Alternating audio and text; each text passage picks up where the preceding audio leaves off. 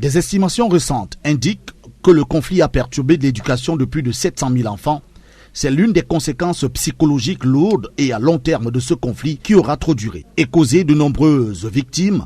À en croire des chiffres de l'organisation non gouvernementale Crisis Group, le conflit dans le nord-ouest et le sud-ouest du Cameroun a déjà fait 3000 morts depuis son déclenchement en 2017 et provoqué le déplacement de plus de 800 000 personnes sur le terrain du conflit entre les forces gouvernementales et les séparatistes ambazoniens, des morts à l'appel. Le conflit avait obligé, selon Amnesty International, 620 000 personnes à quitter leur foyer dans ces régions en proie à la guerre.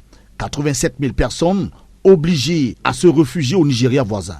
De ces revendications qui ont mué sur le terrain des opérations militaires en une guerre contre les forces séparatistes, des cas de mort violentes et barbares, dont ceux de l'assassinat de Florence Ayafor, décapitée le 30 septembre 2019 après avoir été kidnappée. Une vidéo diffusée avait suscité l'indignation totale.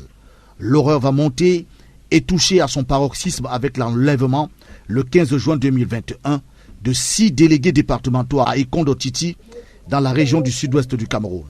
Ils seront tous abattus et enterrés en pleine forêt. Leurs ossements retrouvés un an plus tard, des rançons de 28 millions à 32 millions avaient été exigées pour leur libération. Comment oublier cette embuscade tendue par les séparatistes et ôtant la vie à 10 personnes, toutes des civils, dans la ville de Bamenda, dans la nuit du dimanche 16 au lundi 17 juillet dernier. Dans cette crise, c'est pas moins de 230 villages entre deux feux. Et comme depuis le début de cette crise qui a démarré en 2016, ce sont des civils qui payent le plus lourd tribut aux affrontements entre les forces gouvernementales et les groupes séparatistes armés partisans de l'indépendance de l'Ambazonie.